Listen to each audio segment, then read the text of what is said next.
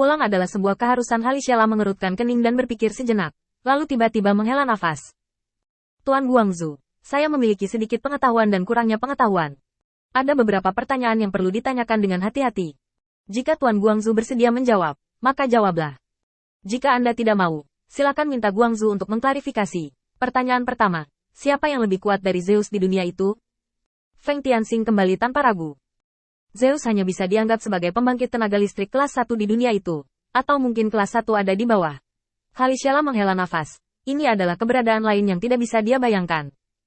Bahkan pembangkit tenaga listrik seperti Zeus yang mengendalikan dunia hanya kelas 1. Dia bahkan tidak bisa memikirkan penampilan tembakan Zeus, belum lagi keberadaan yang lebih kuat dari Zeus. Aku tidak bisa memikirkannya. Pertanyaan kedua, Lord Light, apakah kamu memerlukan persiapan dan sumber daya untuk kembali ke dunia itu? Pertanyaan ini membuat Feng Tianxing ragu sejenak. Jarak antara medan bintang dan medan bintang tidak pendek. Dengan tidak adanya saluran luar angkasa, dibutuhkan banyak daya untuk mencapai medan bintang lain. Terlebih lagi, di tanah sunyi, yang tidak dapat ditemukan Heiju, Bai Guanxing tidak melakukannya sendiri. Jika Anda ingin kembali, sumber daya yang Anda butuhkan di sini harus sangat besar. Perlu, dan harus ada banyak. Halishela segera mengajukan pertanyaan ketiga. Ketika Lord of Light mengkonsumsi sumber daya ini, apakah itu akan berdampak pada sisi dunia kita? Maka saya akan membiarkan orang-orang beriman bersiap terlebih dahulu. Feng Tianxing tiba-tiba terdiam. Meninggalkan. Meskipun dia hanyalah sisa dari jiwanya pada awalnya, menurut ingatannya tentang Kaisar Iblis, dia telah membentuk hubungan halus dengan dunia ini. Ibarat membangun tiang-tiang rumah. Jika Anda meninggalkan pilar, itu berarti bangunan itu akan runtuh. Setelah hening sejenak, Feng Tianxing kembali. Aku pasti akan pergi, tapi di dunia ini, aku hanya bisa berjanji untuk mengurangi konsumsi sumber daya sebanyak mungkin dan mengurangi dampaknya padamu.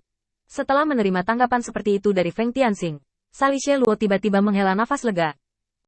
Dia berdiri dan mundur selangkah. Terima kasih Lord Light telah mengklarifikasi keraguan Anda.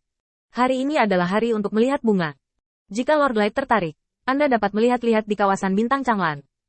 Setelah latihan yang sibuk, ini juga merupakan rencana dan pengaturan yang bagus untuk mengambil merusak. Feng Tianxing sedikit mengangguk. Ini baik, keduanya berkomunikasi jika perlu, dan auranya ditarik. Segera, ada pertanyaan transmisi suara yang tak terhitung jumlahnya di telinga Kalishero, dan di antara mereka ada juga keberadaan dengan status yang sangat tinggi seperti Sai Lao dan Zhao Wuling. Salishe Luo dengan santai mengucapkan beberapa patah kata, lalu meninggalkan kuil penguasa cahaya, membuka jalan dan mempersiapkan rencana Feng Tianxing. Menggulingkan Zeus adalah tujuan besar, dan kesulitannya sendiri tidak rendah. Di bawah premis ini, waktu perlu dipersingkat, dan Cari Seluo merasakan tekanan di pundaknya. Feng Tianxing santai, dan dia dengan santai menahan hal-hal di depannya, dan matanya menyapu semua orang. Apakah kamu masih memiliki pertanyaan sekarang? Jika tidak, lakukan saja tugasmu. Semua orang menggelengkan kepala. Tubuh Feng Tianxing menghilang tanpa jejak, hanya menyisakan semburan asap biru. Datang dan pergi tanpa bayangan. Ini adalah tolok ukur kekuatan Feng Tianxing saat ini. Pembangkit tenaga listrik tingkat dewa yang relatif berkualitas. Datang ke kedalaman wilayah Bintang Changlan, Feng Tianxing melihat lautan bunga yang indah.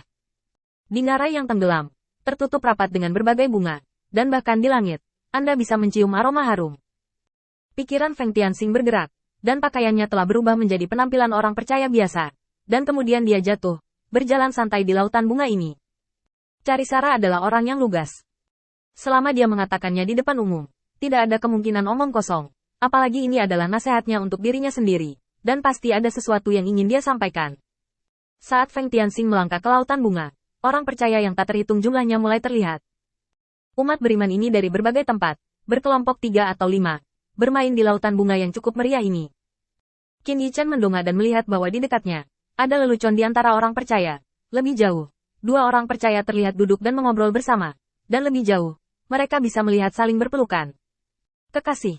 Rasanya seperti memasuki negara surga yang riang. Feng Tianxing tersenyum dan menggelengkan kepalanya. Mungkin, ini adalah pertunjukan Halishela yang menempatkan prestasi pemerintahannya di depan Feng Tianxing. Awalnya, Feng Tianxing hanya memfasilitasi pernikahan Zhao Wuling. Feng Tianxing ingin membuat preseden, dan tindak lanjutnya akan lebih mudah. Sementara tindakan Kalisheruo jauh lebih rinci. Ini adalah tempat bagi orang percaya untuk berkumpul, dan memiliki perasaan yang cukup. Di lapisan terluar lautan bunga, banyak orang beriman yang berpatroli dan menjaga, yang bisa dikatakan sangat berhati-hati. Berpikir untuk datang ke lautan bunga ini hanyalah salah satu dari sekian banyak cara Kalisela. Hei, Aku telah melihat Lord Light. Apakah Lord Light juga datang ke sini untuk menemukan takdir? Feng Tianxing tersenyum dan menggelengkan kepalanya. Tidak, saya di sini untuk melihat hasil Halishela. Begitu orang percaya mendengar ini, dia dengan cepat mengambil inisiatif untuk memimpin Feng Tianxing. Tuan Cahaya, ikut aku. Aku kenal tempat ini. Kamu tahu, jalan ini bisa mengitari lautan bunga. Berjalan di sekitar sini. Dan mereka yang ingin berteman bisa naik dan berbicara. Ngomong-ngomong, Lord Light, lihat ini.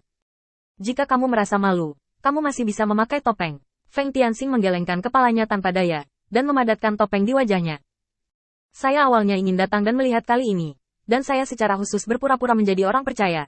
Tetapi itu ditemukan dalam sekejap mata. Orang-orang percaya itu tersenyum dan muncul.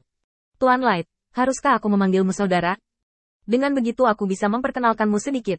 Feng Tianxing sedikit mengangguk, dan keduanya berjalan jauh di lautan bunga ini. Setelah satu putaran, Feng Tianxing keluar sendirian. Ada banyak wanita yang datang untuk mengobrol, tetapi Feng Tianxing sendiri tidak menyadari bahwa dia memiliki aura yang sama sekali berbeda dari yang lain. Dan Feng Tianxing menolak tanpa kecuali.